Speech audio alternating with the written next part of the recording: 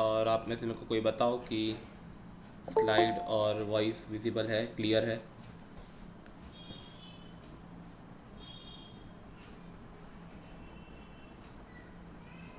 All okay? Yes, sir. Okay great, thank you. तो चलो अभी स्टार्ट करें। Anti epileptic drug. अभी भी बच्चे ज्वाइन हो रहे हैं। चलो 1 मिनट रुक जाते हैं, तब तक फिर स्टार्ट करते हैं, ठीक है?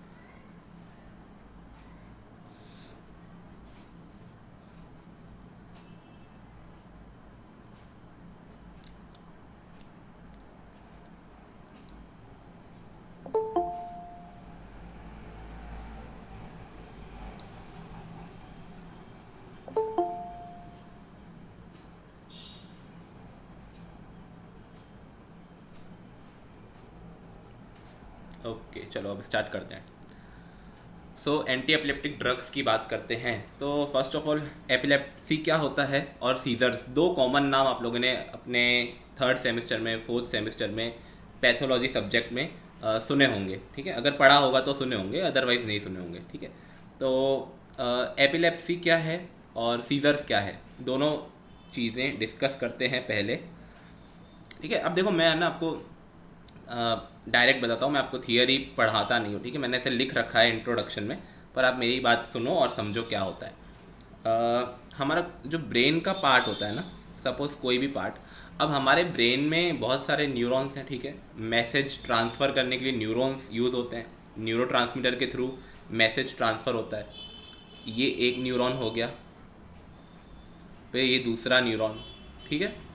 ये तीसरा न्यूरॉन, मतलब ऐसे करके सीरीज ऑफ न्यूरॉन से न्यूरो ट्रांसमीटर पास होता है, एंड देन वो मैसेज देता है स्पेसिफिक ऑर्गन को to do a particular task. अब होता क्या है एपिलेप्सी और सीजर्स में, क्या होता है, हमारा जो ये न्यूरॉन्स की जो चेन है ना, वो सब साथ में एक्टिव हो जाते हैं, मतलब एक्साइटेशन हो जाता है। अब आपको पता है, आप लोगों ने इतना पढ़ा है, ठीक है, कि आपको पता है एक्साइटेशन होता है तो मैसेज पास होता है।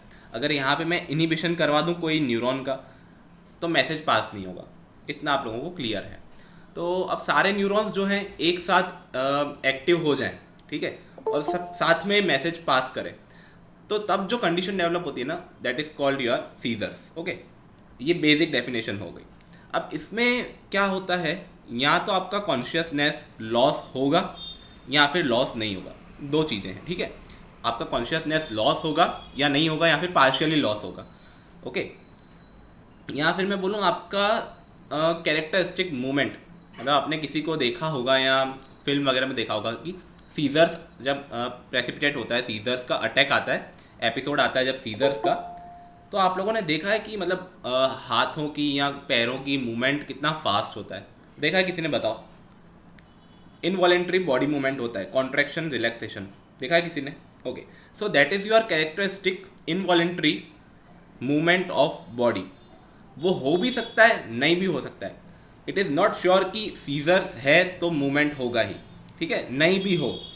दूसरा क्या हो सकता है, आपके मसल्स जो हैं एकदम स्टिफ हो जाए, मतलब ऐसे आपके हाथ पैर एकदम रिजिड हो जाए, आप उसको हिला नहीं सको, ठीक है? और आपकी पूरी बॉडी ऐसे रिजिड हो जाए, मतलब आप उसको बिल्कुल मूव नहीं करा सको, ठीक है? तो आपका क्या होगा, बैलेंस चला जाएगा, मतलब आपकी पूरी बॉडी सपोज लाइक पत्थर बन गई, तो आप गिर जाओगे।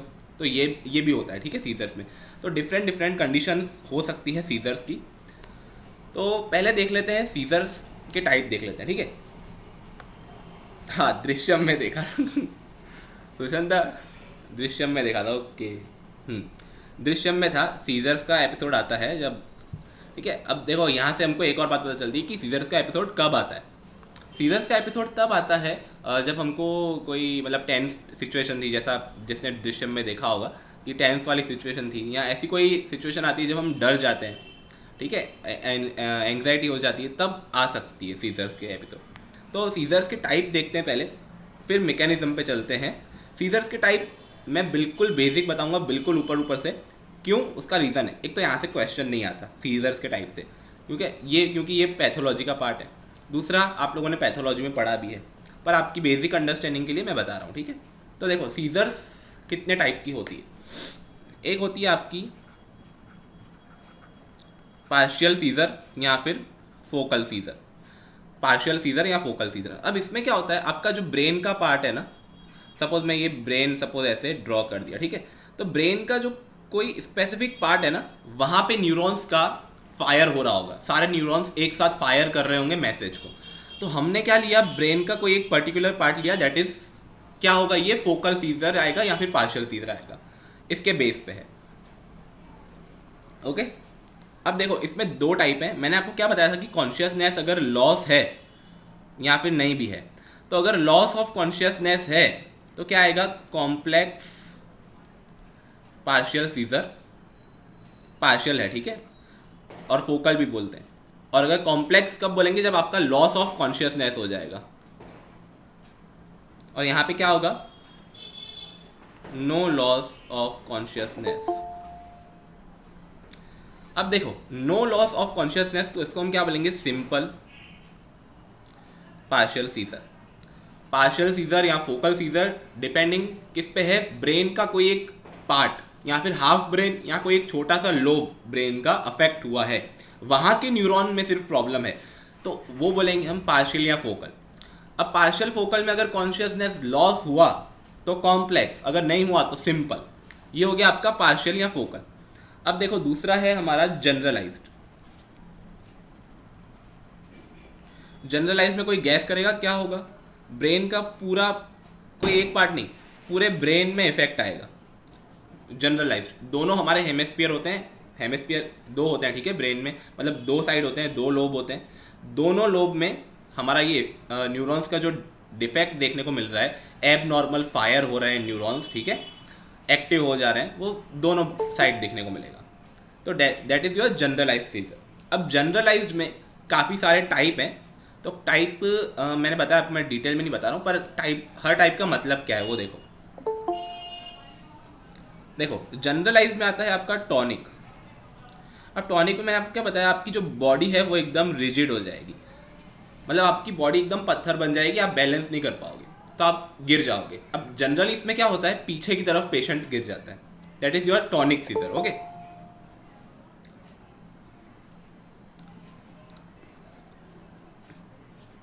दूसरा है एटॉनिक। अब इसमें क्या होगा, मसल्स एकदम रिलैक्स हो जाएंगे, मसल्स एकदम रिलैक्स हो गए। तो अब जनरली आप सोचो कि अगर आपकी पूरी बॉडी रिलैक्स हो गई है, आपके मतलब आपके कंट्रोल में नहीं है, तो आप आगे की तरफ गिरने के चांस ज़्यादा है, ठीक है। रिलैक्स होगा तो सारा जो वेट है वो आगे की तरफ आएगा, लिम्स का, हम गिर जाएंगे आगे की तरफ। तो एटॉनिक में पेशेंट जो है आगे की तरफ गिर सकता है, ये चांसेस ज़्यादा रहते हैं। ओके, अब आता है क्लॉनिक।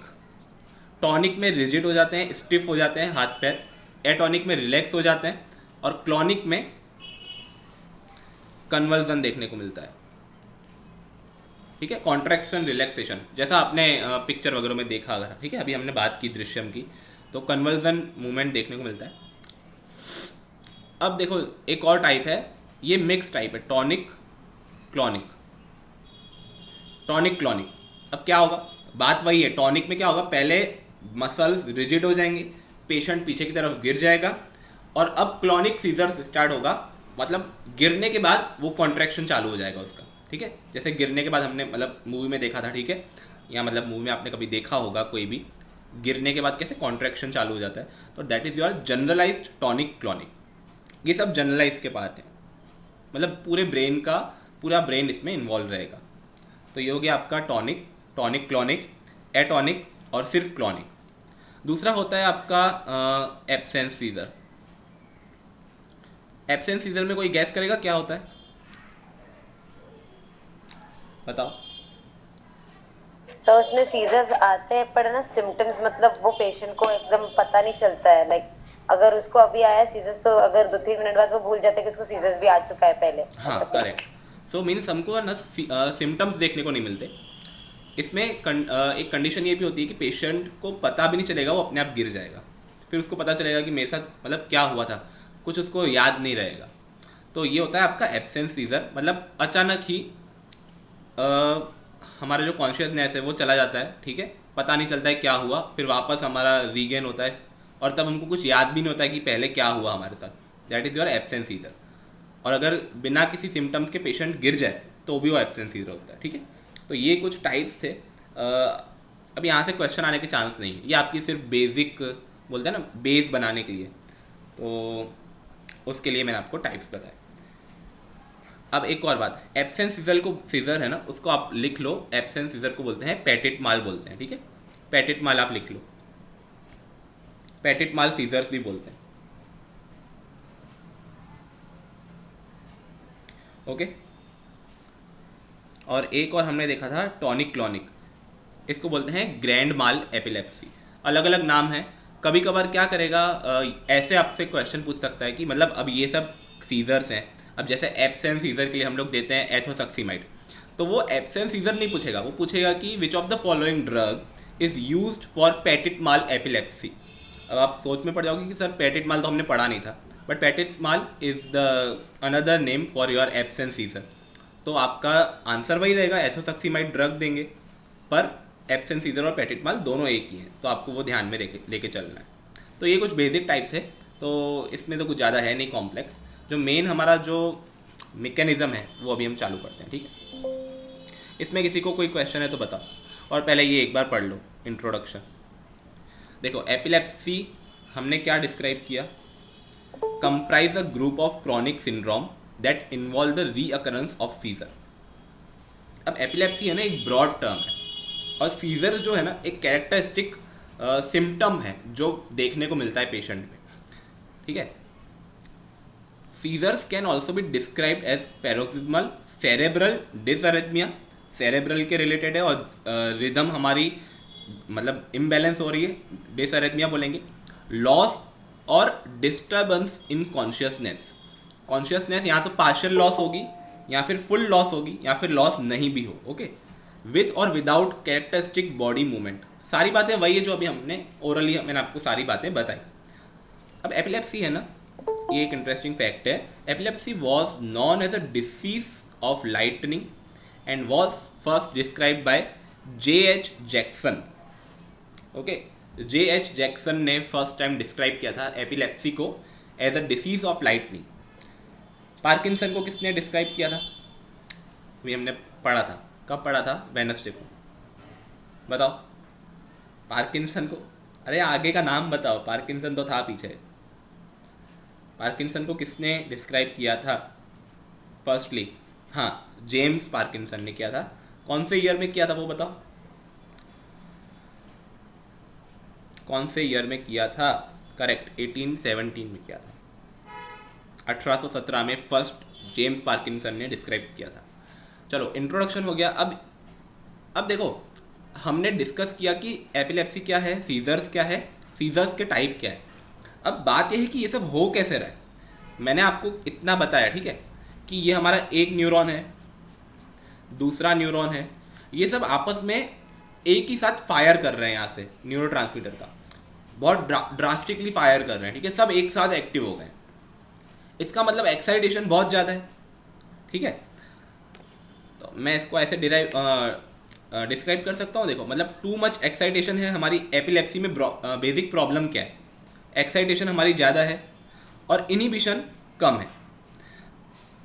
पर हमारा मेन पॉइंट ये है कि ये सब जो हो रहा है ये होता कैसे, यहाँ से यहाँ तक जो न्यूरोट्रांसमीटर जा रहा है वो कैसे जा रहा है, इसमें गाबा का क्या रोल है, ग्लूटामेट का क्या रोल है, और इसको हम रोकेंगे कैसे। तो ये सारा कहाँ आएगा आपका, अभी मैकेनिज्म ऑफ एक्शन देखेंगे उसमें आएगा। तो हमारे पास एंटी एपिलेप्टिक के लिए पता है कितनी ड्रग हैं, मोर देन 30 ड्रग्स हैं एंटी एपिलेप्सी के लिए। 30 से ज़्यादा ड्रग्स हैं, हम एपिलेप्सी को ट्रीट कर सकते हैं, डिफरेंट टाइप्स ऑफ एपिलेप्सी। तो उसमें से मोस्ट ऑफ ड्रग्स जो हैं सेम मैकेनिज्म ऑफ एक्शन को बिलोंग करती है, और कुछ ड्रग्स हैं जो स्पेसिफिक मैकेनिज्म ऑफ एक्शन को बिलोंग करती है। तो चलो अब देखते हैं हम लोग मैकेनिज्म ऑफ एक्शन। अभी इसमें किसी को कोई डाउट है, जितना हमने बेसिक देखा नहीं है, ओके ग्रेट। चलो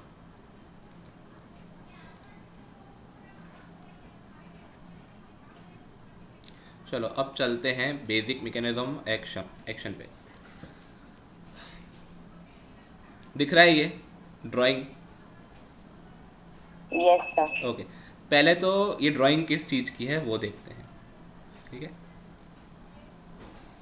ये ड्राइंग है यहाँ की, ये हमारे न्यूरॉन्स होते हैं।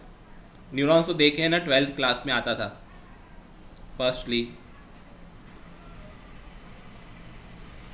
न्यूरॉन्स नहीं देखे हो किसी ने तो फिर जाओ देख लो गूगल करके पहले। ऐसे न्यूरॉन्स एक साथ लगे हुए होते हैं, ठीक है।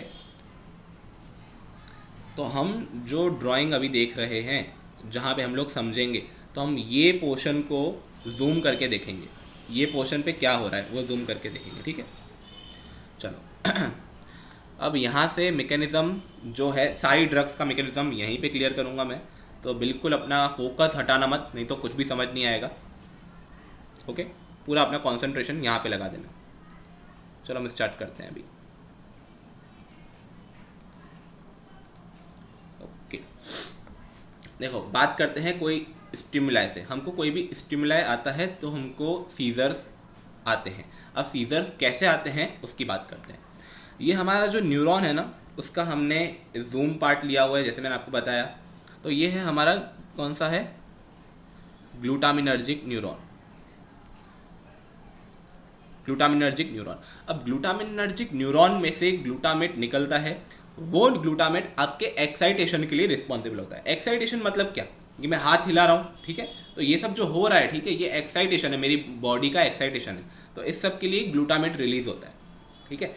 और गाबा हम पढ़ चुके हैं सेडेटिव हिप्नोटिक्स में। गाबा जो है वो आपके इनिबिशन के लिए रिस्पॉन्सिबल होता है, मतलब आपकी कामनेस और आपका रेस्ट जो होता है, मतलब मैं अगर कुछ भी नहीं कर रहा हूँ, ठीक है, या फिर नींद जब आती है तो जो इनिबिशन हो जाता है ना पूरी बॉडी मूवमेंट का, तो वो आपका किस लिए होता है, गाबा की वजह से होता है। तो अब हमारे यही दो हीरो हैं, ग्लूटामेट और गाबा। पूरी एपिलेप्सी में हमको इनके सराउंडिंग ही बात करनी है। तो देखो यहाँ से स्टार्ट करते हैं। ये ग्लूटामिनर्जिक मेरा न्यूरॉन है, न्यूरॉन का एंड वाला है, ठीक है, पार्ट। यहाँ से अब न्यूरोट्रांसमीटर रिलीज होगा। अब होता क्या है, कोई भी स्टिमुलाई आता है, स्टिमुलेशन हुआ, तो यहाँ पे क्या होता है, मेरा चैनल्स आए हुए होते हैं। वो चैनल के थ्रू सोडियम आयन जो है अंदर आ जाता है। अब सोडियम आयन अंदर आता है तो सेल का जो अंदर सेल मेम्ब्रेन है ना, वो पॉजिटिव हो जाता है। अब थोड़ा याद करो, एक्शन पोटेंशियल आपने पढ़ा होगा, कहीं ना कहीं तो पढ़ा है, मैं गारंटी से बोल सकता हूँ, 12th में भी पढ़ा होगा। सोडियम जब अंदर आता है तो डीपोलराइजेशन की कंडीशन आती है। डीपोलराइजेशन कब होता है, जब आपका न्यूरॉन जो है सेल मेम्ब्रेन अंदर से वो पॉजिटिव हो जाता है। अब जैसे ये पॉजिटिव होता है ना, तो ये डीपोलराइज होता है। डीपोलराइजेशन होने से क्या होता है, यहाँ पे जो कैल्शियम चैनल है वो ओपन हो जाता है। अब कैल्शियम अंदर आ रहा है तो कैल्शियम और पॉजिटिव करेगा अंदर से। अब ये पॉजिटिव होने से क्या होता है, यहाँ पे आपका न्यूरोट्रांसमीटर बैठा होता है वेसिकल्स में। ये डॉट डॉट जो है ना, ये आपका न्यूरोट्रांसमीटर है। कौन सा, ग्लूटामेट, ग्लूटामेट है। अब जैसे ही कैल्शियम अंदर आया, वो क्या करेगा, ग्लूटामेट का एक्सोसाइटोसिस कराएगा, मतलब ग्लूटामेट यहाँ पे आ जाएगा। कहाँ आ जाएगा, साइनेप्टिकल क्लेफ्ट में। ये जो पूरा है ना, ये पूरा जो गैप है ना, इसको साइनेप्टिकल क्लेफ्ट बोलते हैं, ठीक है। अब देखो ग्लूटामेट बाहर आ गया है, यहाँ पे एक्चुअली एक रिसेप्टर आए हुए होते हैं, प्रोटीन, उसके थ्रू आता है, ग्लूटामेट बाहर आता है। अब ग्लूटामेट बाहर आ गया, ग्लूटामेट क्या करेगा, ग्लूटामेट वर्क करेगा अपने रिसेप्टर पे। कौन सा रिसेप्टर, NMDA या फिर AMPA, दो रिसेप्टर होते हैं। एक और रिसेप्टर होता है काइनेट, उसके बारे में बाद में बात करेंगे। दो मेजर रिसेप्टर कौन से हैं ग्लूटामेट के, NMDA और AMPA। अब ये यहाँ पे एक्ट करेगा तो नीचे क्या होगा, यहाँ पे अगेन डीपोलराइजेशन होगा। रिसेप्टर क्या करवाएगा, डीपोलराइजेशन करवाएगा। डीपोलराइजेशन करवाने से क्या होगा, वापस यहाँ पे कैल्शियम अंदर आएगा। कैल्शियम अंदर आ रहा है, पॉजिटिव कर रहा है, ठीक है, और वापस यहाँ पे डीपोलराइजेशन होगा। और ऐसे न्यूरॉन्स का जो सलंग चेन है ना, मतलब पूरा वो साथ में एक्टिव हो जाएगा। एक ने दूसरे को डीपोलराइज किया, दूसरा तीसरे को डीपोलराइज करेगा, एंड सो ऑन। डीपोलराइजेशन चलता जाएगा, एंड ये सब साथ में हो रहा है और फास्ट हो रहा है। तो यही हो रहा है हमारा एपिलेप्सी में। जैसे मैंने बात की, हमारे जो न्यूरॉन्स हैं सब साथ में फायर कर रहे हैं एक साथ, ठीक है। फायर मतलब डीपोलराइजेशन करके न्यूरोट्रांसमीटर का फायर करते हैं, दैट इज फायर बोलते हैं उसको। अब जब एपिलेप्सी नहीं है, नॉर्मल जैसे हम हैं और आप लोग नॉर्मल बैठे हो, तो उस केस में क्या हो रहा है, ध्यान से देखो। ये ग्लूटामेट को काउंटरएक्ट करने के लिए, मतलब ग्लूटामेट अगर एक्साइटेशन कराता है तो उस एक्साइटेशन को बैलेंस करने के लिए कुछ इनिबिशन भी होना चाहिए। इनिबिशन मतलब कामनेस। मेरी बॉडी को काम करने के लिए भी तो न्यूरोट्रांसमीटर होना चाहिए ना, सिर्फ एक्साइटेशन होगा तो कैसे चलेगा। तो वो कौन करवाता है, गाबा। अब ये जो आपका न्यूरॉन है ये गाबा न्यूरॉन है, ये वाला, ठीक है, गाबा न्यूरॉन है। सेम गाबा में भी यही होता है। एक्चुअली यहाँ पे भी ग्लूटामेट जो है ना, ग्लूटामेट से गाबा बनता है और गाबा यहाँ पे आके अपने वेसिकल्स में स्टोर होता है। गाबा भी रिलीज होता है एक्सोसाइटोसिस के थ्रू। गाबा अब बाहर आया, ध्यान से समझना। गाबा का स्पेसिफिक रिसेप्टर होता है, कोई बताएगा मेरे को कौन सा रिसेप्टर होता है, बताओ जल्दी बताओ, गाबा का रिसेप्टर कौन सा है। गाबा ए, करेक्ट, सेडेटिव हिप्नोटिक्स में हमने पढ़ा था, गाबा ए रिसेप्टर होता है, ठीक है। अब गाबा यहाँ पे बाइंड होगा ना अपने रिसेप्टर पे, गाबा ए पे, तो क्या होगा, क्लोराइड आयन अंदर आएगा। अब देखो दो चीजें हो रही है, यहाँ पे पॉजिटिव कर रहा है और इसको बैलेंस करने के लिए क्लोराइड अंदर नेगेटिविटी कर रहा है, ठीक है। तो बैलेंस होके चल रहा है, आप में भी ये हो रहा है अभी और मेरे में भी अभी ये हो रहा है, दोनों चीजें साथ में चल रही है। एक एक्साइटेशन करा रहा है तो उसका दूसरा उसको काउंटर बैलेंस करने के लिए इनिबिशन करा रहा है। ये बेसिक फिजियोलॉजी मैंने आपको बताई। अब एपिलेप्सी के पेशेंट में क्या होता है, आप ही सोचना। देखो एपिलेप्सी के पेशेंट में क्या होता है, जो गाबा का जो रोल है ना, जो गाबा का एक्शन है वो बिल्कुल घट जाता है, मिनिमम हो जाता है, ठीक है। तो इनिबिशन बिल्कुल मिनिमम हो जाता है और एक्साइटेशन जो है ग्लूटामेट के थ्रू वो बहुत ज़्यादा हो जाता है। तो आप बताओ ये जो कंडीशन है वो सीजर्स को लीड कर सकता है कि नहीं। टू मच ग्लूटामेट एंड बहुत कम गाबा करेगा। सबका जवाब बताओ मेरे को कमेंट में, जवाब जितना अभी तक हमने पढ़ा। और यहाँ तक पहले किसी को डाउट हो तो क्लियर कर लो, क्योंकि फिर आगे की प्रोसेस समझ में नहीं आएगी। है किसी को डाउट? मैं वेट कर रहा हूँ 30 सेकेंड, बताओ।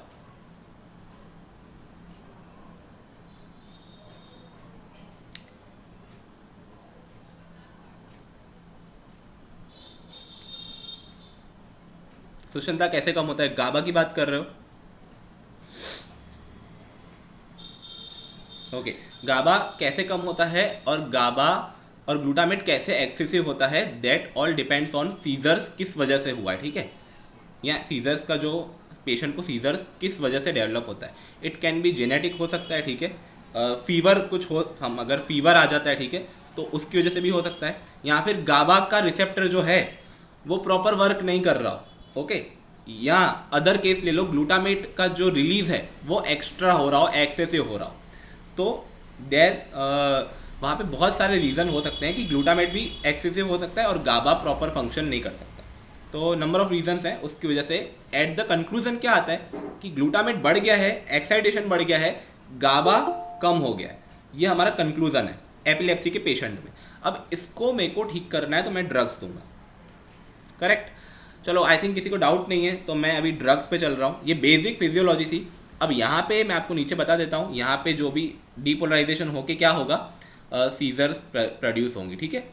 सारे न्यूरॉन्स जब एक साथ फायर होंगे, डीपोलराइज होंगे, तो एक्साइटेशन होगा और सीजर प्रोड्यूस होगा, मतलब सीजर का एपिसोड प्रेसिपिटेट होगा। चलो अब एक एक करके ड्रग पे चलते हैं।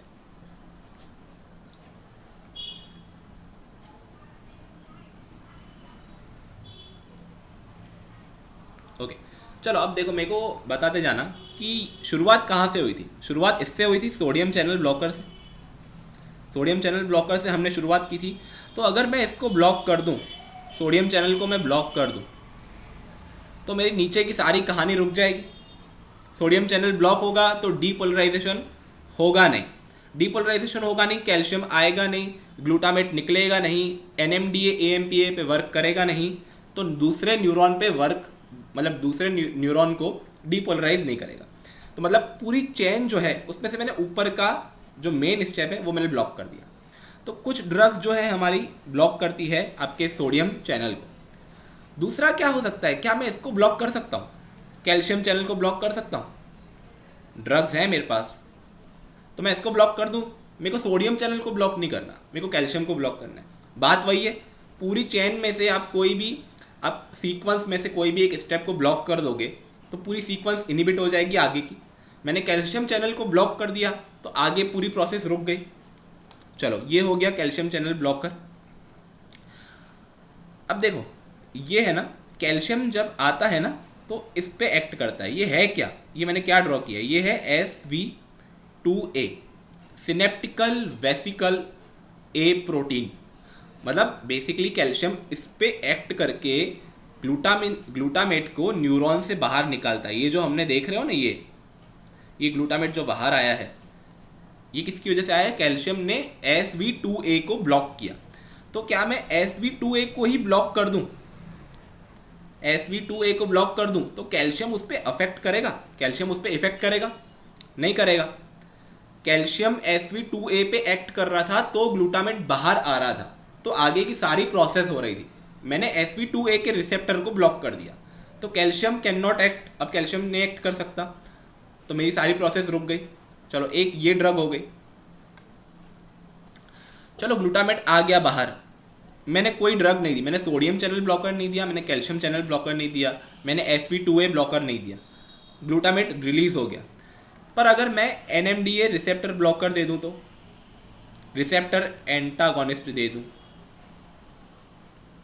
तो भी वर्क हो जाएगा।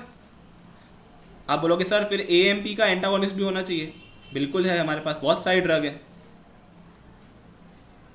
रिसेप्टर एंटागोनिस्ट, एंटागोनिस्ट का मतलब सबको पता होगा, ड्रग जो है वो रिसेप्टर को बाइंड करती है so that receptor can not action further. Okay, SV2A repeat. Sumit देखो क्या होता है, आपका जो कैल्शियम है ये वाला कैल्शियम एक्सोसाइटोसिस कराता है, पर कैसे कराता है? हमारा जो वेसिकल होता है जिसमें ग्लूटामेट स्टोर होता है, वो वेसिकल पे लगा हुआ होता है प्रोटीन, सिनेप्टिकल वेसिकल 2A प्रोटीन का नाम है। उसके थ्रू कैल्शियम रिलीज करवाता है ग्लूटामेट को सिनेप्टिकल क्लेफ्ट में। अब अगर मैं SV2A को ब्लॉक कर दूं तो जो कैल्शियम और SV2A का जो कनेक्शन था वो नहीं होगा, जो लिंक थी वो टूट जाएगी। बस वही है, वापस सारी चेन रुक जाएगी नीचे की। तो एक मेरे पास वो भी ऑप्शन हो सकता है। चलो ये हो गया। तो अब आओ कुछ ड्रग्स देख लेते हैं जो हमने बात की। ठीक है, कौन कौन सी ड्रग्स की हमने बात की। देखो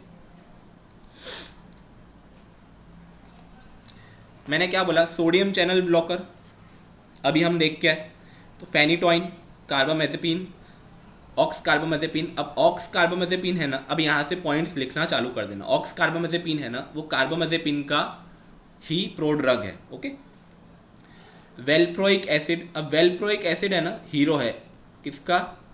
एपिलेप्सी का। वो हर तरह से एपिलेप्सी को ब्लॉक कर सकता है। देख लो आप, यहाँ पे भी है वेल्प्रोइड और वेल्प्रोइक एसिड एक ही होता है। कैल्शियम चैनल ब्लॉक करेगा, सोडियम चैनल ब्लॉक करेगा, हर तरह से वो ब्लॉक कर रहा है। ठीक है, आगे और भी आएगा, इधर भी है, देखो आगे आएगा, मैं बताता हूँ। ब्रॉड स्पेक्ट्रम है, ठीक है, करे हाँ Shalini correct. Lamotrigine again sodium channel blocker, topiramate, lacosamide और जोनिसामाइड। मतलब ड्रग्स आप लोग अभी देखो, आप लोग ड्रग्स पढ़ रहे हो, मैकेनिज्म आप अभी क्लियर करके आए हो। ठीक है, सोडियम चैनल ब्लॉकर का मैकेनिज्म क्लियर है, कैल्शियम चैनल ब्लॉकर का मैकेनिज्म क्लियर है, वेल्प्रोइड, लेमोट्राइजिन और एथोसक्सीमाइड। एथोसक्सीमाइड लिख लो, ब्रॉड स्पेक्ट्रम वो थी, ये इसका स्पेक्ट्रम बहुत नैरो होता है। ठीक है, सिर्फ एक ही टाइप की सीजर पे काम करेगा एथोसक्सीमाइड। कौन सी? एब्सेंट सीजर पे, पेटिट माल। ओके, चलो मैकेनिज्म 2-3 टाइप का हमने क्लियर किया। फिर ये है हमारा SV2A ब्लॉकर, SV2A ब्लॉकर, लेवेट्रासिटाम। अब ये ड्रग है ना, बहुत न्यू ड्रग है, जस्ट अभी अभी अप्रूव हुआ है इसका। ठीक है, ये भी इफ़ेक्टिव है एपिलेप्सी को, हम लोग देते हैं, यूज़ करते हैं। अब एक और बात है, देखो ये था कैल्शियम चैनल, जहाँ से कैल्शियम अंदर आके पॉजिटिविटी कर रहा था और मेरा डीपोलराइजेशन हो रहा था, ग्लूटामेट निकल रहा था। ओके, अब कैल्शियम चैनल ब्लॉकर तो है ही मेरे पास, वेलप्रोइड है, लेमोट्राइजिन है और एथोसक्सीमाइड है। पर कैल्शियम का एक स्पेसिफिक सब यूनिट होता है, रिसेप्टर के सब यूनिट होते हैं। तो कैल्शियम चैनल जो है वहाँ पे चैनल का जो है एक स्पेसिफिक सब यूनिट है, कौन सा, अल्फा 2 डेल्टा। तो इसको ब्लॉक करने के लिए भी मेरे पास ड्रग है, कौन सी, गाबापेंटीन और प्रीगैबलिन। गाबापेंटीन और प्रीगैबलिन अल्फा 2 डेल्टा सब यूनिट ऑफ कैल्शियम चैनल को ब्लॉक करेगा। ओके, एनएमडीए ब्लॉकर मैंने बात की थी, फेल्बामेट। एएमपीए ब्लॉकर दोनों किसके रिसेप्टर हैं, ग्लूटामेट के रिसेप्टर है। एएमपीए ब्लॉकर पेराम्पिनल, ठीक है, पेराम्पिनल ड्रग है और फेल्बामेट ड्रग है, रिसेप्टर एंटागोनिस्ट है किसका, आपका ये ग्लूटामेट का जो रिसेप्टर है एनएमडीए और एएमपीए उसका। चलो इतना क्लियर है यहाँ तक सबको। तो मैं फिर गाबा पे कौन सी, अब देखो हमने जितनी भी ड्रग जो डिस्कस की, ठीक है, वो किस पे एक्ट कर रही थी, किस पे एक्ट कर रही थी, ये ग्लूटामिनर्जिक पे एक्ट कर रही थी, sodium channel, calcium channel, SV2A, NMDA, AMPA। तो गाबा को तो हमने टच भी नहीं किया। तो आओ जरा गाबा से बात करते हैं क्या हुआ है, गाबा से बात करते हैं क्या है हमारे पास, गाबा में क्या है। वंशिता मैं आपका क्वेश्चन लेता हूँ बाद में, ठीक है, मैं पहले एक बार गाबा एक्सप्लेन कर लेता हूँ। चलो अब गाबा जो है, पहले बताओ गाबा को पोटेंशिएट करना है कि उसको एंटागोनिस्ट करके छोड़ दे, एंटागोनाइज कर दे गाबा को, चलेगा, कि पोटेंशिएट करना है, पोटेंशिएट करना है। क्यों, क्योंकि गाबा ही तो कम हुआ है, ग्लूटामेट बढ़ गया था उसको हमने कम कर दिया, गाबा कम है उसको अभी बढ़ाते हैं, ताकि इनहिबिशन हो, कामनेस आए, रेस्ट हो जाए हमारी बॉडी में, ठीक है। दैट इज किसका वर्क है, गाबा का वर्क है। चलो गाबा में क्या होता है, गाबा रिलीज हुआ तो पहले तो देखो गाबा है ना, गाबा का रिसेप्टर है गाबा ए, तो इसका मैं एगोनिस्ट दे देता हूँ। अब एगोनिस्ट नहीं बोलूँगा, मतलब गाबा फैसिलिटेटरी एक्शन देते हैं, सेडेटिव हिप्नोटिक्स जिसने पढ़ा है पता होगा आपको। बेंजोडाइजेपिन्स दे सकते हैं कि नहीं दे सकते, बार्बिट्यूरेट्स देंगे कि नहीं देंगे, ठीक है। गाबा ए जो काम गाबा कर रहा था वो काम अब क्या करेगा, मेरी ड्रग करेगी। कहाँ पे बाइंड होके करेगी, गाबा ए रिसेप्टर पे। गाबा ए रिसेप्टर पे ड्रग बाइंड करेगी, क्लोराइड चैनल ओपन होगा, क्लोराइड अंदर आएगा, यहाँ पे नेगेटिविटी होगी, नेगेटिविटी होगी तो इनहिबिशन होता है, और पॉजिटिविटी होगी तो एक्साइटेशन होता है। ओके, चलो एक बात हुई, एक सेकेंड,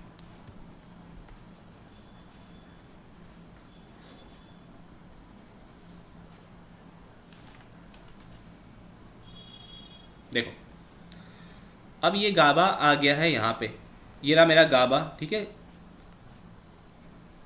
गाबा साइनेप्टिक क्लेफ्ट में आ गया है। अब देखो क्या होता है, गाबा वर्क करता है, जितना बचा हुआ गाबा होता है ना उसको हम लोग रीअपटेक, हम लोग मतलब हमारा ब्रेन का ही मैकेनिज्म है, ठीक है, ऑटोमेटिक इसको रीअपटेक करके वापस वेसिकल में ले आते हैं, इसको बोलते हैं रीअपटेक।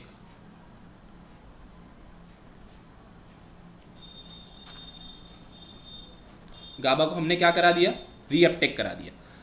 तो अगर रीअपटेक हो जाएगा तो गाबा का जो डेंसिटी है या गाबा का जो अवेलेबिलिटी है यहाँ से कम हो जाएगा, ये पर्टिकुलर साइनेप्टिक क्लेफ्ट के साइड से। मेरे को तो यहाँ पे गाबा ज़्यादा चाहिए ना, तो मेरे रिसेप्टर पे एक्ट करेगा। तो अगर यहाँ से मैंने गाबा कम करवा दिया तो फिर मेरे लिए प्रॉब्लम हो गई। तो मैं एक काम करूँ, रीअपटेक को इनिबिट कर दूँ, रीअपटेक है मेरा उसको मैं इनिबिट कर देता हूँ, तो मेरा गाबा जो है उसका जो अवेलेबिलिटी है रिसेप्टर के आसपास वो बढ़ जाएगी।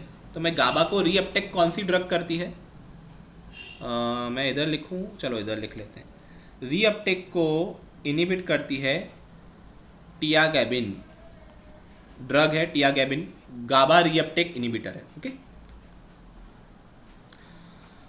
दूसरा एक यहाँ पे एस्पेक्ट आता है, अगर गाबा रीअपटेक नहीं होता है ना तो गाबा इनएक्टिव हो जाता है। ये साइनेप्टिक क्लेफ्ट में एक एंजाइम होता है, जरा ध्यान से देखना, खो मत जाना, काफ़ी सारी ड्राइंग्स हो गई है। गाबा को मैं थोड़ा आगे लेके आता हूँ, गाबा न्यूरोट्रांसमीटर को। यहाँ पे एंजाइम होता है, ये हमारा गाबा है। अब ये इनएक्टिव होने वाला है। इनएक्टिव कौन करेगा? एंजाइम गाबा ट्रांस एमिनेज। गाबा ट्रांस एमिनेज एंजाइम है, गाबा को इनएक्टिव करेगा। मेरे को तो गाबा ज़्यादा चाहिए रिसेप्टर के आसपास, तो मेरे को इस एंजाइम को क्या करना पड़ेगा? इनिबिट करना पड़ेगा। इनिबिट करने के लिए मैं कौन सी ड्रग दूंगा? वी गैबाट्रिन। अब इसको कैसे याद रख सकते हैं? वी को छोड़ दो, गाबा से याद रखो, गाबा ट्रांस एमिनेज का इनहिबिटर वी गाबाट्रिन। वी गैबाट्रिन, ठीक है, गाबा ट्रांस एमिनेज का इनहिबिटर वी गैबाट्रिन। तो ये अलग ड्रग हो गई जो हमारे एंजाइम को ब्लॉक करेगी। कौन सा एंजाइम? जो गाबा को इनएक्टिव कर रहा था। तो चलो, मैंने क्या किया, गाबा को बढ़ाने की कोशिश की। कभी मैंने रीअपटेक ब्लॉक किया, मैंने गाबा को जो इनएक्टिव कर रहा था उस एंजाइम को ब्लॉक किया, मैंने रिसेप्टर का एगोनिस्ट दिया। ओके, ये सब मैंने ट्राई किया। तो अब इससे क्या होगा? गाबा बढ़ जाएगा। ओके, गाबा बढ़ेगा तो क्या होगा? इनिबिशन होगा। तो ऑलमोस्ट सारी ड्रग्स का मैकेनिज्म यहाँ पे हम लोग देख सकते हैं। अब देखो, आप तब तक ना ड्रग्स देख लो।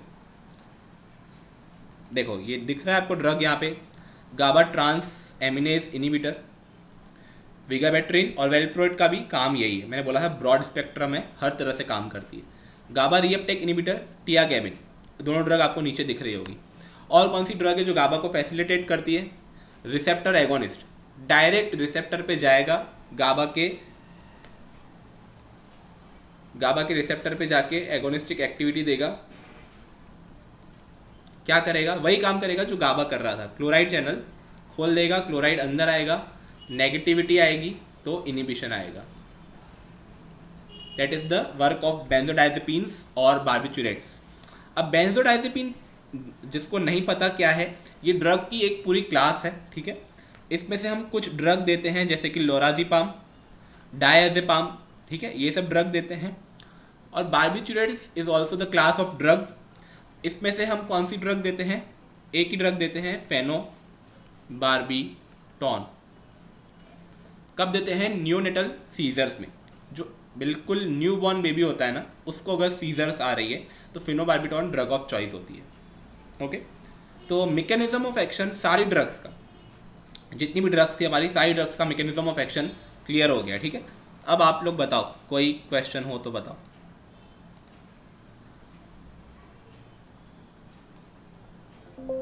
तब तक मैं क्वेश्चन देख लेता हूँ, एक क्वेश्चन आया था।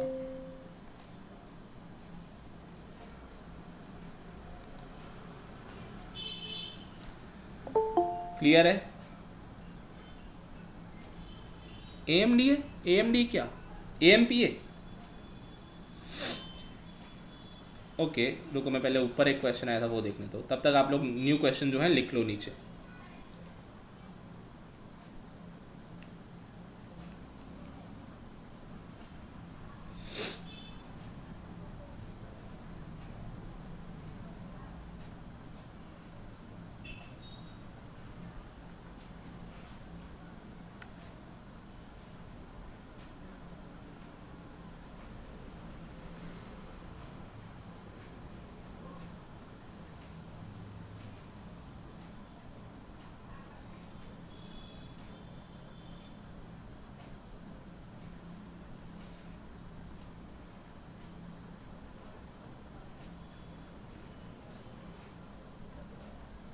ओके, वंशिता, आपका बेसिकली क्वेश्चन ये है कि अगर हम सोडियम चैनल के अलावा किसी चीज़ को ब्लॉक करते हैं तो भी जो न्यूरॉन है वो डीपोलराइज रहेगा, सोडियम उसको मिलता रहेगा, अगर सपोज हमने कोई और चीज़ को ब्लॉक किया।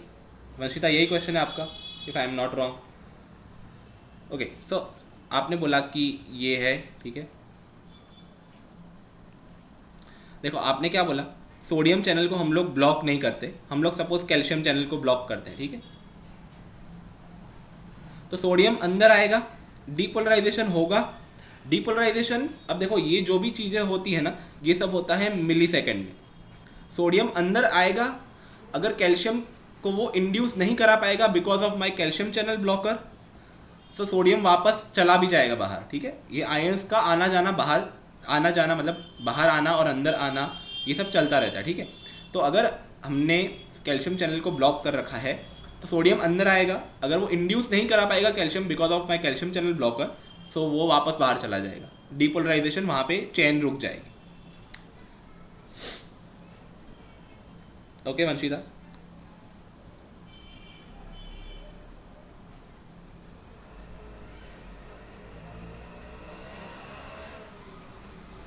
सुशांता, वो जो हमारे कैल्शियम चैनल ब्लॉकर होते हैं वो हमारे कार्डियक में यूज़ होते हैं, ये हमारे ब्रेन के अंदर की बात है, ठीक है।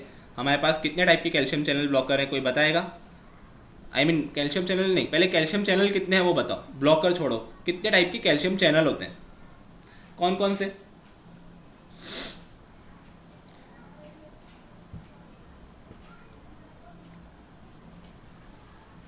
T type, L type, N type, ठीक है। मोस्टली हम 3 को गिनते हैं। अब जो हमारे वेरापामिल और डिल्टियाज़ेम ड्रग है ना, वो एल टाइप को ब्लॉक करते हैं। तो आप मेरे को बताओ, अगर किसी पेशेंट को एपिलेप्सी है तो मैं दूंगा वेरापामिल और डिल्टियाज़ेम? नहीं। तो अब बात यह है कि सर हमारी जो ड्रग है, जो हमने कैल्शियम चैनल बोला, तो वो कौन से को कर रही है, टी को ब्लॉक करती है कि एन को? दैट इज ब्लॉक टी को करती है, ठीक है। T type of calcium channel block करती है हमारी ड्रग। और अगर कार्डियक की बात है, दैट इज हाइपरटेंशन वगैरह है, ठीक है, हम लोग जब देते हैं एंजाइना वगैरह में देते हैं, तो वो L type calcium channel blocker होते हैं। Okay Sushanta, clear? एन भी ब्रेन में ही होते हैं, बट हम जो हमारा जो कैल्शियम अंदर आता है ना, वो टी टाइप कैल्शियम चैनल से अंदर आता है, ठीक है, तो हम उसको ब्लॉक करते हैं। बाकी एन भी ब्रेन में ही होते हैं। और ओके, एक और डाउट था,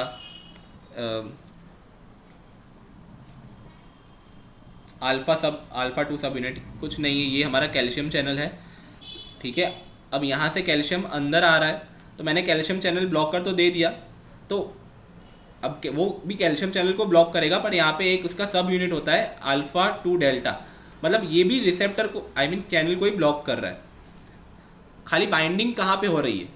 अल्फ़ा 2 डेल्टा पे हो रही है, तो गाबापेंटिन प्रेगैबलिन बोलते हैं। और अगर कैल्शियम चैनल की अदर साइड पे बाइंड हो रहा है कोई, तो वो हम नॉर्मल जो हमने कैल्शियम चैनल देखे वो है। अब पता है क्या है, मैं जब आप लोगों के लिए पीपीटी बना रहा था, एक्चुअली है ना, ये देखो,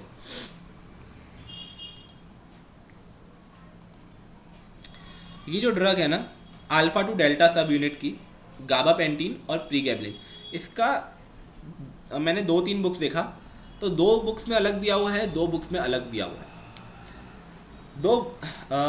स्पर्श गुप्ता मैंने देखा और 2-3 अदर रेफरेंस से मैंने देखा, केडीटी से देखा, तो उसके हिसाब से मतलब एक बात ये है कि आइदर ये अल्फ़ा 2 डेल्टा को ब्लॉक करता है, या फिर ये क्या करता है, कुछ बुक में मैकेनिज्म ऑफ एक्शन ऐसा दिया हुआ है, ठीक है, कि ये गाबा का रिलीज़ करवाता है। ओके, तो थोड़ा इसमें कन्फ्यूज़न है, बुक्स में भी कन्फ्यूज़न है। मैंने इंटरनेशनल ऑथर्स की बुक्स भी देखी, काफ़ी 2-3 बुक्स देखी, बट अगेन मेरे को कोई स्पेसिफिक नहीं मिल रहा है ऐसा। तो मेरे को जितने सोर्सेज मैंने देखे उसमें ज़्यादा यही दिया हुआ है कि ये अल्फ़ा 2 डेल्टा सब यूनिट को ब्लॉक करता है, so it blocks the calcium channel, और पूरी चेन है ना जो डीपोलराइजेशन की, वो ब्लॉक हो जाएगी। सो आप लोग भी थोड़ा ध्यान रखना, दोनों का मैकेनिज्म माइंड में लेके चलना, ठीक है। एंटी वाला क्या पूछ लेता है हमको नहीं पता, हम दोनों मेन तो यही मैकेनिज्म है, मैंने देखा बुक्स में, पर एक मैकेनिज्म माइंड में रखना कि अगर आता है ऑप्शन में कि गाबापेंटिन और प्रीगैबलिन गाबा रिलीज करवाती है, ठीक है, तो वो भी सही होगा, क्योंकि कुछ बुक्स में ये भी दिया हुआ है। क्लियर है ये गाबापेंटिन वाला कि कंफ्यूज हो गए? क्लियर हुआ? ओके ओके, वंशिता क्या डाउट है?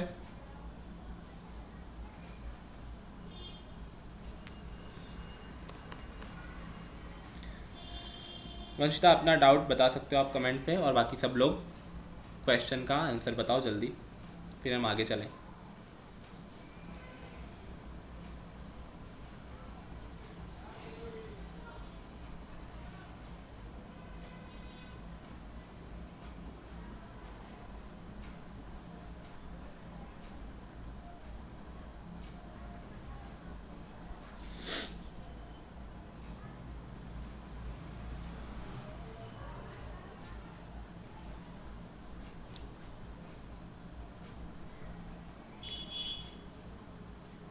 ओके, ए, बाकी सबका बी, एक ने ए दिया बाकी सब ने बी। क्या है बताओ, क्या हो सकता है? नॉट ट्रू लिखा है, ठीक है।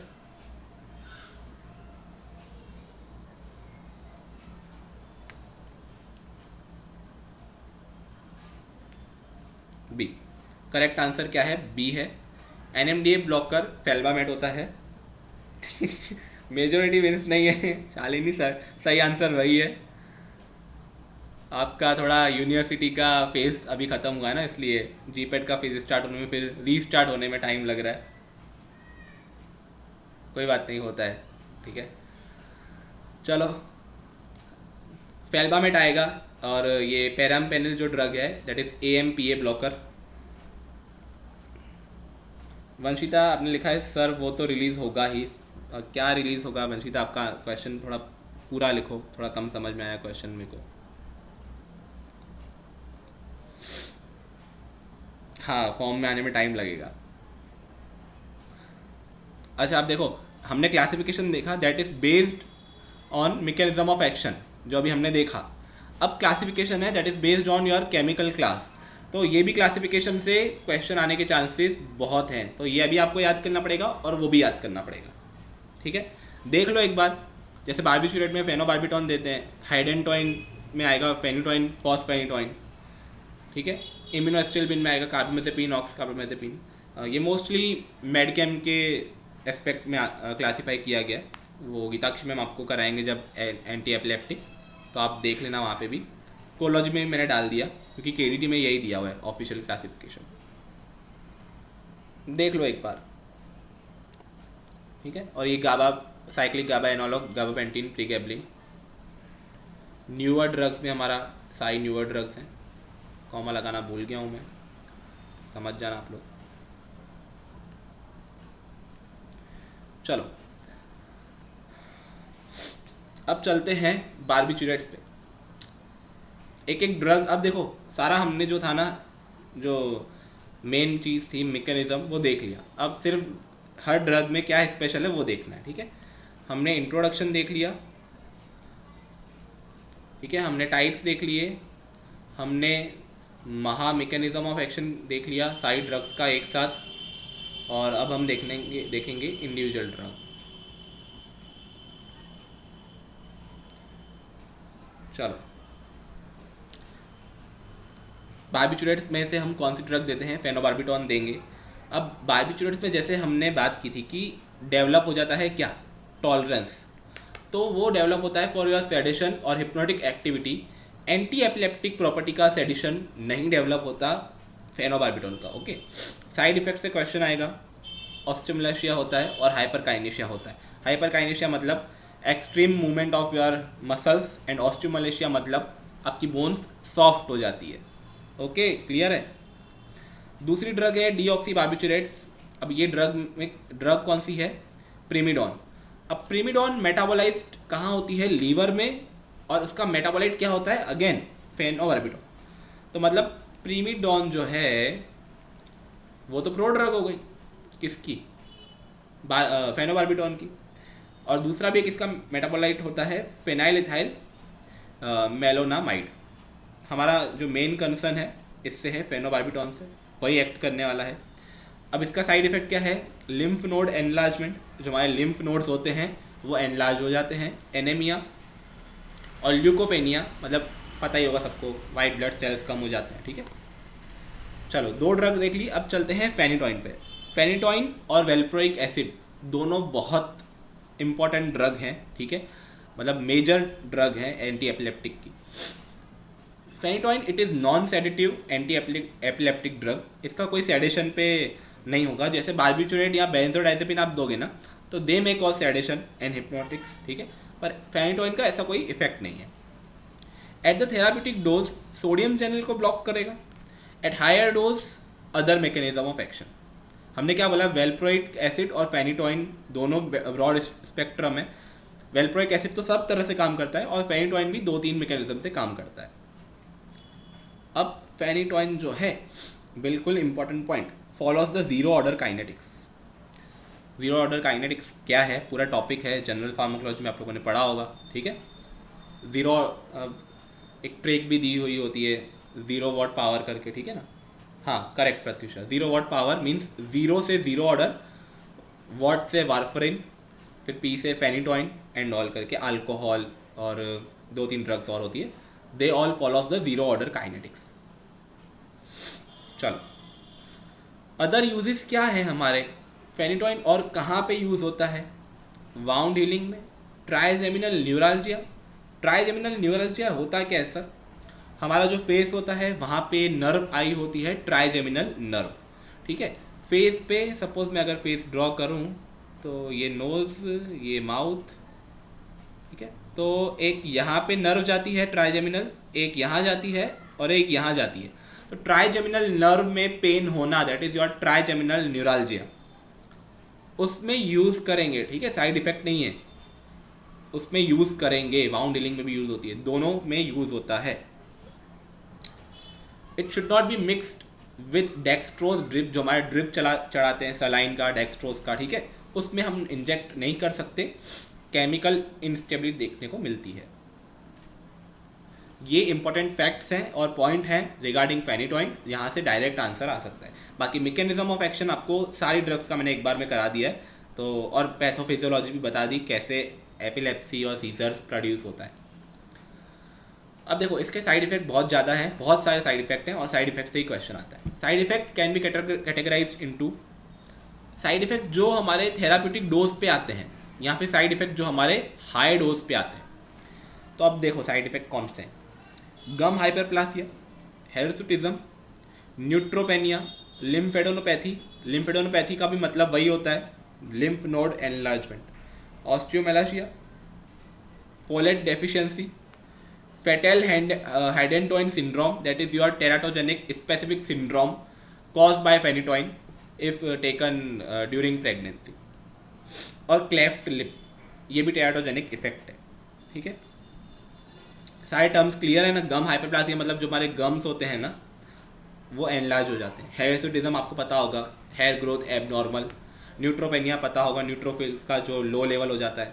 ऑस्टियोमेलेशिया मैंने बताया, फोलेट डेफिशिएंसी, और fetal hydantoin syndrome specific syndrome cause by phenytoin if taken drug during pregnancy. और क्लेफ्ट लिप मतलब आपका जो लिप है ना अप तरफ, ऊपर की तरफ फोल्ड हो जाता है, काइंड ऑफ, ठीक है। चलो ये तो हो गया थेराप्यूटिक डोज पे साइड इफेक्ट। अगर डोज ज़्यादा है तो क्या? डिप्लोपिया। डिप्लोपिया मतलब जो कि मेरे को कभी कभी होता है, डबल विजन, मेरे को डबल दिखता है, सो डिप पता नहीं क्यों दिखता है, सो डिप्लोपिया मतलब डबल विजन। एटाक्सिया, एटाक्सिया मतलब होता है आपका जो बॉडी पे कंट्रोल है उसका loss of control on your body, ठीक है। दूसरा सेरेब्रल एंड वेस्टिबुलर मैनिफेस्टेशन हो सकते हैं अगर हाई डोज पे दिया तो ये कुछ साइड इफेक्ट हैं आपके थेराप्यूटिक डोज के, हाई डोज के, और कुछ फैक्ट हैं जैसे जीरो ऑर्डर काइनेटिक फॉलो करता है, should not mix with the dextrose drip, उसको याद रखना, ओके। फेनिटोइन की बात हो गई, अब आते हैं फेनिटोइन के इंट्रैक्शन। ये बहुत बड़ी कहानी है देखो इंट्रैक्शन की, पर देखनी तो पड़ेगी क्योंकि यहाँ से क्वेश्चन आते हैं। देखो अब फेनिटोइन पहले तो मेरे को बताओ इंड्यूसर है कि इनहिबिटर है? एंजाइम इंड्यूसर है कि इनहिबिटर है?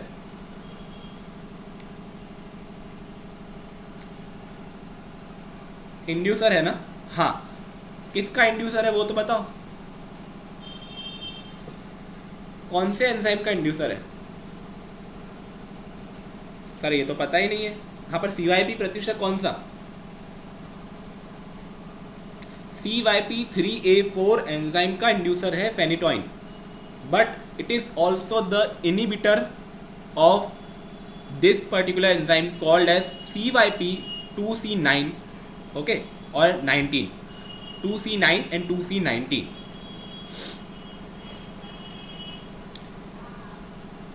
मेरे यहाँ से कोई नॉइस आ रहा है क्या, मतलब एक्स्ट्रा मेरे पास में कुछ नॉइस वाला चालू हो गया कि चलेगा? क्लियर है? ओके चलो सही है। सो फेनिटोइन हमको क्या पता चला कि इंड्यूसर तो है, हम सब जानते हैं, but the thing is it is also inhibitor of CYP2C9, okay. तो अब आओ देखते हैं क्या क्या इंटरेक्शन पॉसिबल है ड्रग्स के साथ। Carbamazepine and phenytoin induce each others metabolism. क्यों? क्योंकि सर कार्बामाजेपिन भी इंड्यूसर है, फेनिटोइन भी इंड्यूसर है। फेनिटोइन कार्बामाजेपिन का इंड्यूस करेगी और कार्बामाजेपिन फेनिटोइन का मेटाबॉलिज्म इंड्यूस करेगी, ओके ठीक है। इस पे वो रील बन सकता है इंस्टाग्राम पे, अभी जो ट्रेंड चल रहा है ना, वो क्या नाम है ट्रेंड का पता नहीं, बट वो इस मतलब वाइस वर्सा का कुछ ट्रेंड चल रहा है। तो फेनिटोइन कार्बामाजेपिन का इंड्यूस कर रही है और कार्बामाजेपिन फेनिटोइन का इंड्यूस कर रही है, ठीक है। मेटाबॉलिज्म, अब मेटाबॉलिज्म इंड्यूस क्या करके क्या होता है वो आप लोगों को पता होना चाहिए, ओके। नहीं पता हो तो पूछ लो। अब आते हैं दूसरे पे, phenobarbitone competitively inhibit the phenytoin metabolism. ध्यान से सुनना, पहले तो बताओ फेनोबार्बिटॉन इनिबिटर है कि इंड्यूसर है? इंड्यूसर है कि इनिबिटर है फेनोबार्बिटॉन? जल्दी बताओ यार।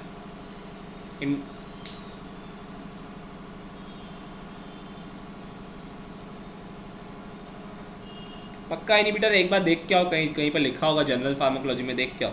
पक्का इनिबिटर है?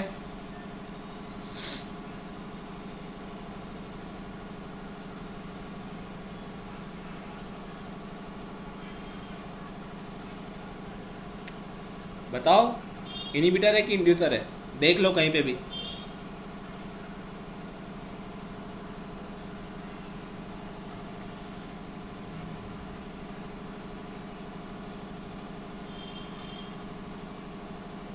हाँ अभी इंड्यूसर लग रहा है,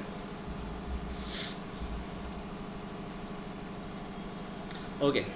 फेनोबार्बिटॉन is the enzyme inducer but it inhibit the phenytoin metabolism and that is unpredictable. And इसका अभी तक हमने अंडरस्टूड नहीं किया है क्या मैकेनिज्म है, बट ये इंटरेक्शन होता है। Despite of being enzyme inducer it inhibit the metabolism of phenytoin. कोई एंजाइम होगा छुपके से उसको इनिबिट कर रही होगी, ठीक है। तो है तो एंजाइम इंड्यूसर, पर फेनिटोइन का मेटाबॉलिज्म इनिबिट करती है। While by enzyme induction both enhance each other's degradation. Phenobarbitone और फेनिटोइन दोनों इंड्यूसर हैं, दोनों एक दूसरे का इंड्यूस करेंगे, like carbamazepine and phenytoin. Likewise phenobarbitone and your phenytoin दोनों एक दूसरे का इंड्यूस करेंगे, पर कंपेटिटिवली इनिबिट करेगा फेनिटोइन को। कौन? फेनोबार्बिटॉन। ये अनप्रेडिक्टेबल रिएक्शन हो रही है, अभी तक इसका अंडरस्टूड नहीं है, हमने अंडरस्टूड नहीं किया मैकेनिज्म क्या है।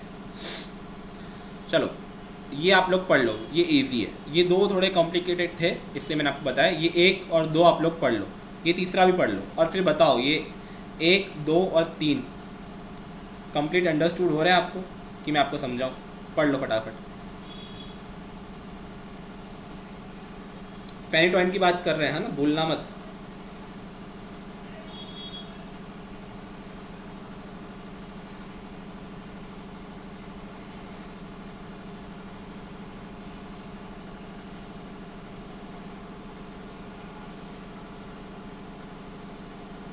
क्लियर है? खाली सुशांता को क्लियर है, बाकी सबका बताओ क्लियर है कि नहीं। जिसमें डाउट हो बता देना कि सर फर्स्ट या सेकंड एक्सप्लेन कर दो या थर्ड एक्सप्लेन कर दो।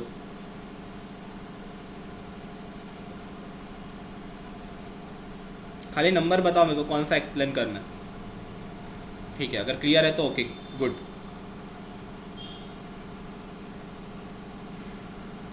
हाँ शालिनी, फेनिटोइन जो है एज हम देखते हैं इंड्यूसर है CYP3A4 का, but it is also inhibitor of CYP2C9 and CYP2C19 and that's why it inhibit the metabolism of warfarin.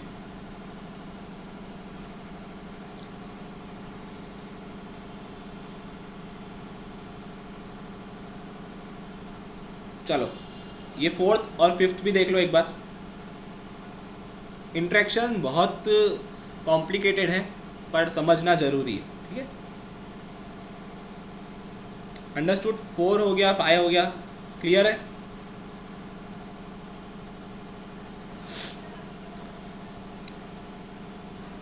चलो नहीं क्लियर हो तो मेरे से पूछ लेना।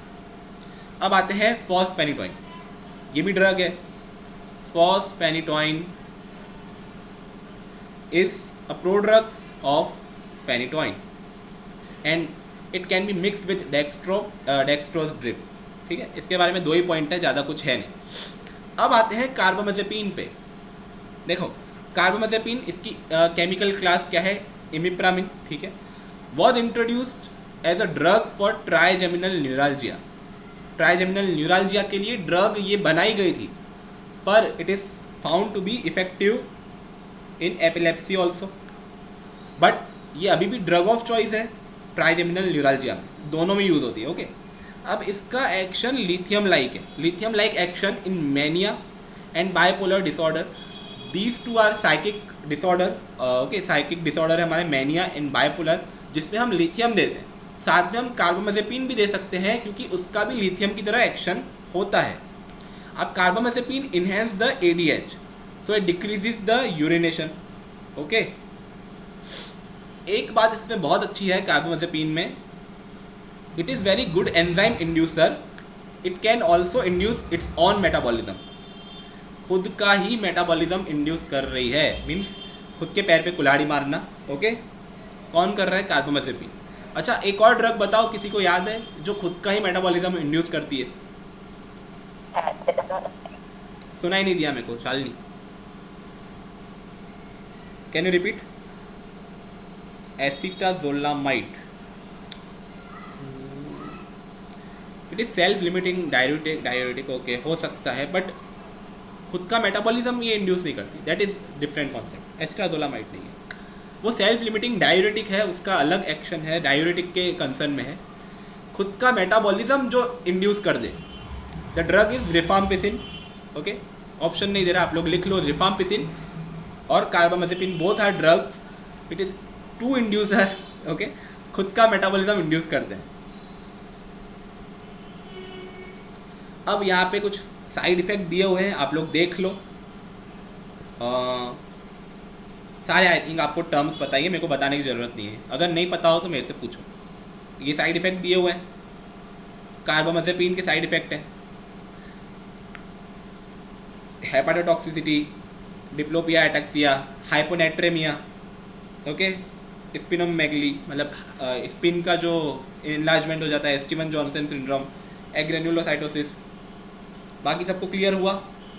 साइड इफेक्ट ऑफ कार्बामेजेपिन इजी है यार, एक बार खाली देखो, रट्टा तो आपको बाद में मारना ही है, एक बार पढ़ लो। साइड इफेक्ट का तो रट्टा मारना पड़ेगा, मैकेनिज्म हम अंडरस्टूड कर सकते हैं। Oxcarbazepine is another drug converted to active metabolite by glucuronide conjugation. इसके साइड इफेक्ट कम हैं, ध्यान से सुनना। ऑक्स कार्बामेजेपिन के साइड इफेक्ट कम है, but it has more hyponatremia action. इसका जो हाइपोनेट्रीमिया साइड इफेक्ट है, it is more than carbamazepine. Yes Pratyusha. एक और बात है यहाँ पे, कार्बामेजेपिन का एक एक्टिव मेटाबोलाइट होता है,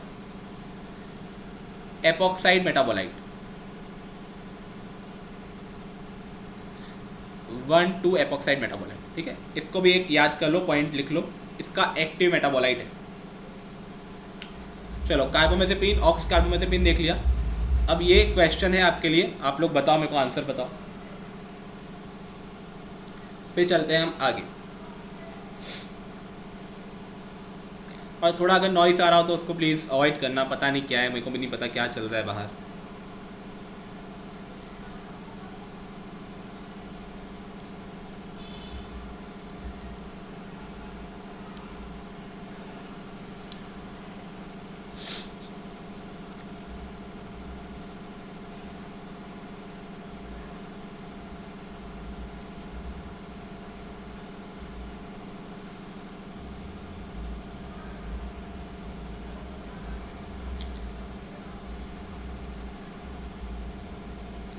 दे दिए सबने आंसर, किसी को देना है? और B and D both?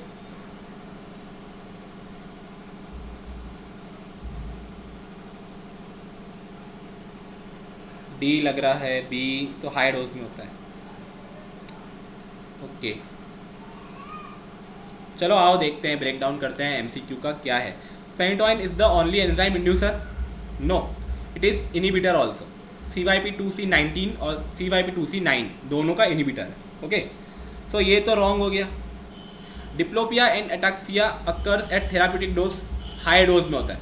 Phenytoin की बात कर रहा हूँ, मैंने लिखा नहीं है, high dose. Okay so this is also wrong.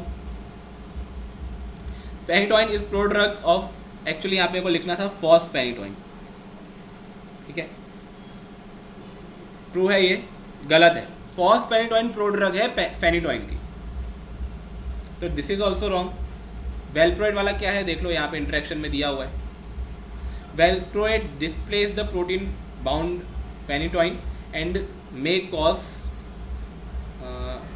It's and decrease its metabolism. Plasma level बढ़ जाएगा फेनिटोइन का तो टॉक्सिसिटी हो सकती है। Okay so the right answer is D. हमारा ट्रू आंसर क्या होगा? डी। ओके चलो एथोसक्सीमाइड देखेंगे। Only effective drug in absence seizure? No, it is only effective in absence seizure. ठीक है, एब्सेंस सीजर में 2-3 और ड्रग यूज होते हैं, बट एथोसक्सीमाइड का सिर्फ एक ही यूज है, दैट इज एब्सेंस सीजर, और कोई यूज नहीं। It is narrow spectrum. चलो अब आते हैं वेलप्रोइक एसिड पे। Broad spectrum anti epileptic, act by different mechanism, enzyme inhibitor है, बिल्कुल है सर। यूज इन टेडिव डिस्काइनेशिया, इसका एक अलग यूज है। ओके साइड इफेक्ट की बात करते हैं। अटैक्सिया, ट्रेमर्स, डोज रिलेटेड हो सकता है। फ्लूमिनेंट हेपेटाइटिस एंड हाइपर एमोनेमिया। हाइपर एमोनेमिया, कार्बामेजेपिन में क्या था? हाइपोनेट्रेमिया। यहाँ पे क्या है? हाइपर एमोनेमिया। और इसका टेराटोजेनिक साइड इफेक्ट क्या होगा?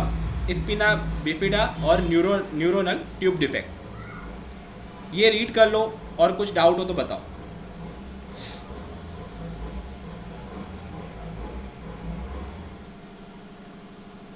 है कुछ डाउट? जल्दी मेरे को क्लियर दो। ओके चलो 4 ड्रग बाकी है, देख लेते हैं। ठीक है, lamotrigine after valproate, it is also broad spectrum. तो कौन कौन सी ब्रॉड स्पेक्ट्रम बोल सकते हैं? Valproate, lamotrigine and phenytoin. और नैरो स्पेक्ट्रम क्या बोलेंगे? एथोसक्सीमाइड। इसका स्पेसिफिक साइड इफेक्ट क्या है? Steven Johnson syndrome and epidermal necrolysis. Gabapentin की बात की, apart from seizures it also use in neuropathic pain. Neuropathic pain क्या होता है? डायबिटीज़ में आपकी कुछ नर्व डैमेज हो जाती है, मोस्टली लेग्स की, तो तब जो पेन होता है उस पर हम लोग देते हैं गाबापेंटीन। नॉइज़ काफ़ी बढ़ गया है। मेरा आवाज़ आ रहा है? मेरा आवाज़ आ रहा है? हाँ ओके थैंक यू। चलो दो ड्रग है, कंप्लीट कर लेते हैं, नहीं तो फिर अलग से लेक्चर में टॉपिक स्टार्ट करना पड़ेगा एपिलेप्सी का। टोपिरामेट जो है, अब देखो टोपिरामेट कहाँ काम करती है, मैंने आपको बताया नहीं। मैंने आपको बोला था NMD है, AMP है, एक होता है हमारा काइनेज रिसेप्टर, यहाँ पे वर्क करेगी topiramate. Okay mechanism of action topiramate का क्या है? ग्लूटामेट के ही एक रिसेप्टर को ब्लॉक करती है। ऑफ लेवल इसका यूज़ है अल्कोहल डी एडिक्शन में। मल्टीपल मैकेनिज्म है इसके भी, और weak carbonic anhydrase inhibitor activity show होती है, इसका एक अलग से ये फैक्ट है। ओके सेम जोनिसामाइड में वीक कार्बोनिक एनहाइड्रेस एक्टिविटी देखने को मिलती है। इसका साइड इफेक्ट है metabolic acidosis. Okay and avoid, it should be avoid in sulphonamide sensitive patient. इसको रीड कर लो, गाना मत सुनना, पहले इसको रीड कर लो। लास्ट दो ड्रग्स हैं और कुछ हो तो बताओ. So we can, it shows the cross hyper sensitivity reaction with sulphonamide. If you है सल्फोनामाइड रिएक्शन, ठीक है, तो आपको जोनिसामाइड से भी होगी. It is chemical related cross sensitivity. Like acetazolamide should also be avoided in that sulfonamide reaction. Okay. Chalo, finally we have completed our anti-epileptic topic, and now we have drug of choice for different types of seizures. And ये आपका काम है इसको याद करना, ठीक है. अब सीजर्स में एक दो है जो मैंने आपको बताया नहीं है. जनरलाइज टॉनिक क्लॉनिक सीजर सबको पता है, अभी मैंने बताया. फोकल मतलब half part of brain involve. Absence हमने बताया, डिस्कस किया. मायोक्लोनिक में क्या होगा, कोई भी एक मसल्स में आपका जर्किंग शुरू हो जाएगी, ठीक है, twitching. That is your myoclonic seizures. चलो बंद तो हुआ ये. हाँ, अब सुनो, दूसरा है हमारे पास इन्फेंटाइल स्पेजम. अब infantile spasm is not the type of seizure. Basically is the, क्या होता है, हमारे जो छोटे बच्चे होते हैं ना, ठीक है, उसमें जो स्पेजम क्रिएट होता है, ठीक है, मसल्स का स्पेजम क्रिएट होता है, तो उनके मसल्स ऐसे कॉन्ट्रैक्ट हो जाते हैं. तो वो भी एक सीजर का टाइप नहीं है, बट हम इंक्लूड कर सकते हैं बिकॉज सेम कैरेक्टरिस्टिक देखने को मिलती है. सेकेंड है फेब्राइल सीजर. फेब्राइल सीजर मतलब seizure induced by fever. Got it. Febrile seizure is the type of seizure when seizures और the episode of seizures precipitate by fever. ये कब होती है, बच्चों को होती है, किड्स में देखने को मिलता है. डायजेपाम देंगे, कैसे देंगे पता है, किसी को पता है route of administration? Rectally. Okay great, rectal देते हैं. फिर है हमारे पास स्टेटस एपिलेप्टिकस. हाँ, ये टर्म हमने एक डिस्कस करना भूल गए. स्टेटस एपिलेप्टिकस पता है किसी को क्या होता है? यस सर, मतलब फ्रीक्वेंटली है ना एपिलेप्सी हो जा, मतलब होती है, मतलब घड़ी घड़ी आता है अटैक्स एपिलेप्सी का. और हाँ ओके, और किसी को आंसर देना है I think. Status epilepticus can characterise as, हमारा जो है ना एपिसोड होता है ना, वेब सीरीज का एपिसोड नहीं, एपिलेप्सी का स्पेलिंग सही तो है ना मेरी? हाँ, एपिलेप्सी का जो एपिलेप्सी का जो एपिसोड होता है ना, वो 5 मिनट से ज़्यादा अगर चल रहा है एक कंडीशन, या फिर एक साथ 2-3 टाइप की एपिलेप्सी आ रही है, जैसे कि जनरलाइज टॉनिक क्लॉनिक सीजर, मतलब पहले टॉनिक हुआ फिर क्लॉनिक हुआ ऐसा. और मल्टीपल सीजर्स, मतलब मल्टीपल सीजर्स में क्या होता है, पहले आपको फोकल सीजर आएगा, then it becomes your generalise seizure. समझ रहे हो? पहले फोकल, फर्स्ट एक कोई पार्ट ब्रेन का अफेक्ट हुआ, then it becomes your generalise seizure. तो वो केस में, या फिर अगर 5 मिनट से ज़्यादा एपिलेप्सी चल रही है सीजर्स, तो उसमें हम आपको बोलेंगे कि स्टेटस एपिलेप्टिकस. तो इसको ऐसे डिफाइन करते हैं. ओके चलो, स्टेटस एपिलेप्टिकस लोराज़ेपैम देते हैं. अब ये क्या है, लेनक्स गैस्टॉट सिंड्रोम. किसी को पता है इसके बारे में?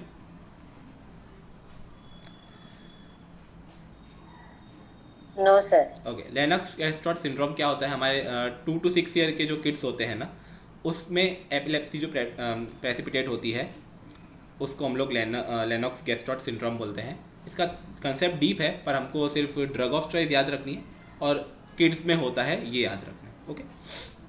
एक्लेम्सिया तो सबको पता ही होगा. Eclampsia means seizures during pregnancy. Okay, pregnancy और when the pregnant women has the hypertension, और तब अगर सीजर्स प्रेसिपिटेट होता है, that you are eclamptic seizures. Got it? चलो हो गया. मैं जल्दी कर रहा था, मेरे को लगा ये जो पीछे नॉइस था डीजे का वो ज़्यादा देर चलेगा ऐसा, तो इसलिए मैंने थोड़ा जल्दी चला दिया. किसी को कोई डाउट हो तो पूछ लो.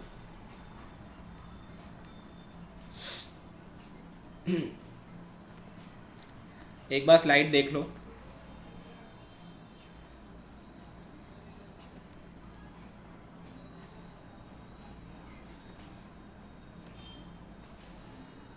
ठीक है, मैकेनिज्म सबको क्लियर हुआ ना? मैकेनिज्म मैंने जो पहले कराया था अभी, वो क्लियर हुआ सबको?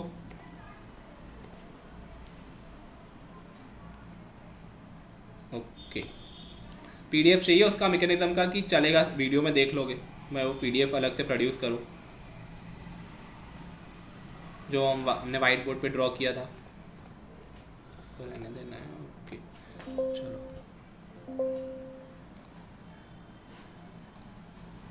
इसका पीडीएफ चाहिए। ओके ठीक है, मैं इसको अलग से दे दूँगा पीडीएफ। चलो तो फिर हम लोग यहाँ पे रैप अप करते हैं सेशन को। एक मिनट, काफ़ी मज़ा आया सेशन में और हमारा एक मोस्ट इम्पोर्टेंट टॉपिक भी ख़त्म हो गया। ठीक है, मज़ा आया आप लोगों को सेशन में। ओके चलो फिर नेक्स्ट क्या पढ़ना चाहते हो बताओ। अल्कोहल की जनरल एनेस्थीसिया।